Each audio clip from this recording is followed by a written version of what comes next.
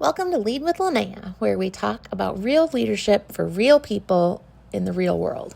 I'm Linnea Rader, and I've spent 2 decades in public service leadership. From accounting to my current role as the Director of Finance and Human Resources, I've seen pretty much everything.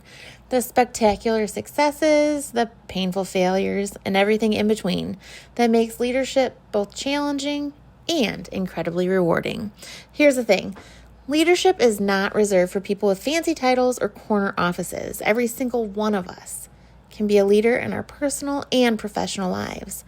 Whether you're managing a team of 50 or just trying to figure out how to navigate office politics, whether you're a frontline worker or sitting around a boardroom table, leadership skills matter. My approach? I skip the fluff and get straight to what really works. You won't find theoretical frameworks or feel-good platitudes here. Instead, you'll get practical, tested strategies from someone who's been in the trenches, made the mistakes, and learned the hard lessons so that you don't have to. Through Lead with Linnea, I provide leadership development training and coaching because I'm passionate about helping people discover their authentic leadership potential. And honestly, some days you need to laugh to keep from crying, and some days you just need someone to tell you the truth about what leadership really looks like. So whether you're listening while you commute, taking a walk, or just need someone to remind you that you've got this, I'm here for you. So let's dive in and talk about what it really takes to lead with authenticity, impact, and maybe a little bit of sanity. Ready? Let's go. Quiet quitting. How to re-engage the disengaged. You know that employee who used to be your go-to person, the one who'd volunteer for projects, stay late when needed, and bring energy to team meetings? Yeah, they're still showing up. They're still doing their job. But something's different. The spark is gone. They're doing exactly what's required and not one thing more. Welcome to the world of quiet quitting. And if you haven't noticed it on your team yet, you're either incredibly lucky or not paying close enough attention. Let me be clear about something. Quiet quitting isn't about lazy employees who suddenly decided to phone it in. It's a symptom, not a disease. And as leaders, we need to understand what's really happening before we can address it. What quiet quitting actually looks like. Forget the dramatic narratives about Gen Z destroying work ethic. Quiet quitting is usually much more subtle and, frankly, much sadder. It's the project manager who used to brainstorm solutions over lunch, but now just sits and waits to be told what to do. It's the crew member who used to mentor newer employees, but now keeps to themselves. It's the administrative assistant who used to anticipate needs, but now only responds to direct requests. They're not causing problems. They're not even complaining. They're just present. And the difference between a team that functions and a team that thrives is discretionary effort. When people stop giving that extra bit, the creativity, the initiative, the care, your organization doesn't implode, but it certainly stops moving forward. Before you point fingers, you need to look in the mirror. Here's the uncomfortable question every leader needs to ask before trying to fix disengaged employees. What environment am I creating? Are you leading by example, or are you modeling the exact disengagement you've been seeing in your team? Do you show up energized and purposeful, or are you visibly going through the motions? Are you present in conversations, or are you checking your phone every 3 minutes? Do you follow through on commitments, or do you make promises that quietly disappear? Self-awareness is crucial here. Your team is watching everything that you do. If you're disengaged, stressed, or checked out, they will mirror that energy right back at you. If you're constantly negative about organizational decisions, why would they be positive? If you don't seem to care about the work, why should they? I've had to face this truth myself. There was a period where I was overwhelmed, burned out, and honestly just surviving each day. I thought I was hiding it well, but looking back, I'm sure my team could feel the shift in my energy. When I finally addressed my own stress and reconnected to why I loved this work, guess what happened? My team's engagement improved too. Coincidence? I don't think so. Before you try to re-engage your team, make sure you're showing up in a way that's worth engaging with. The real reasons people disengage. Once you've examined your own leadership, it's time to understand what's driving disengagement. People don't wake up one morning and decide to stop caring. It's a process. usually a response to something specific. They've lost connection to the purpose. When work becomes just a series of tasks with no visible impact, people lose their sense of meaning. Those in public service have an advantage.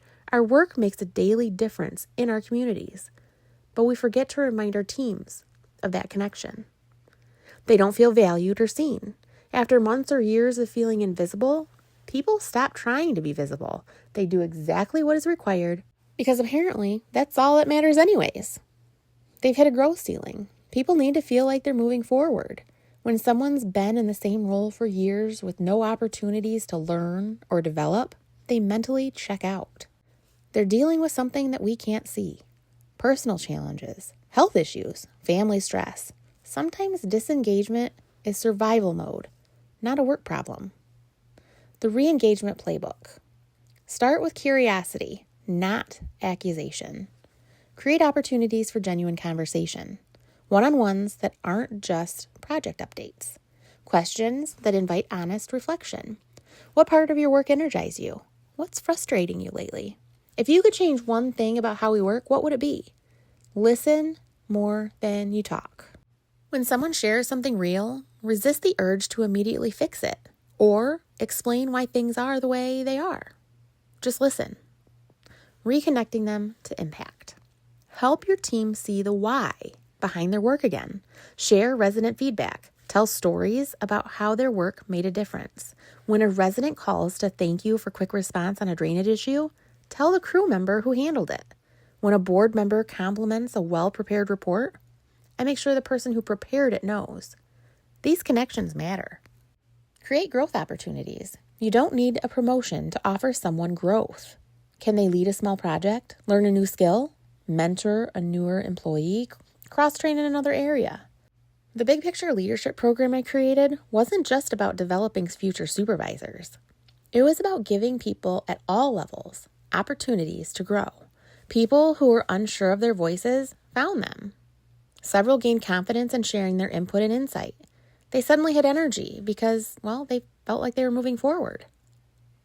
Acknowledge and appreciate.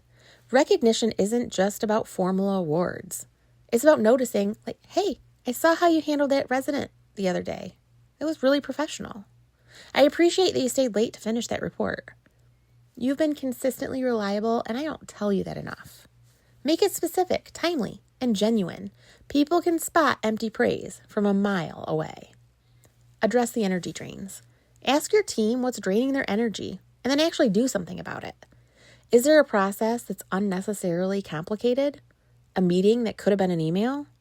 You might not be able to fix everything, but fixing even one thing shows that you're listening. When re-engagement isn't possible, here's the uncomfortable truth. Sometimes people have genuinely moved on mentally. Not every case of disengagement can or should be fixed with better leadership. Sometimes the kindest thing you can do is have an honest conversation about whether the role still serves them. The long game. Re-engagement isn't a one conversation fix. It's a continuous practice of noticing, connecting, appreciating, and creating conditions where people can bring their best selves to work. It's about building a culture where engagement is the norm because people feel valued, challenged, and connected to something meaningful. And it starts with us as leaders doing our own engagement check. Are we engaged? Are we bringing energy and purpose to our work? Are we self-aware enough to recognize when we're part of the problem? Because disengagement, like engagement, is contagious. So here's your challenge. Look in the mirror first. Are you modeling the engagement you want to see? Then, identify one person on your team who seems to be pulling back. Schedule a real conversation with them this week. Listen to what they tell you, and then do something with what you learn. Your team has so much more to give than just checking boxes. Help them remember why they showed up in the first place. Thank you for joining me today on Lead with Linnea. I hope something we talked about resonates with you and gives you a tool you can actually use in your leadership journey. Remember, leadership isn't about being perfect. It's about being intentional, authentic, and willing to keep learning and growing. You're going to face situations you never saw coming. make decisions that feel impossible, and sometimes wonder if you're cut out for this whole leadership thing. It's normal, it's human, and that's exactly why we need leaders like you who are willing to do the hard work. If today's episode sparked some ideas about training or coaching for you or your team, I'd love to hear from you. You can reach me at leadwithlinnea@leadwithlinnea.com or give me a call at 269-621-5282. Whether you're looking for one-on-one coaching, team training, or need someone to speak at your next event, let's talk about how we can help you and your people become the leaders your organization needs. You can find more resources, read my blog post, and learn more all about my services at leadwithlinnea.com. As always, carry social kindness with you everywhere you go. This world needs you and your positive mindset.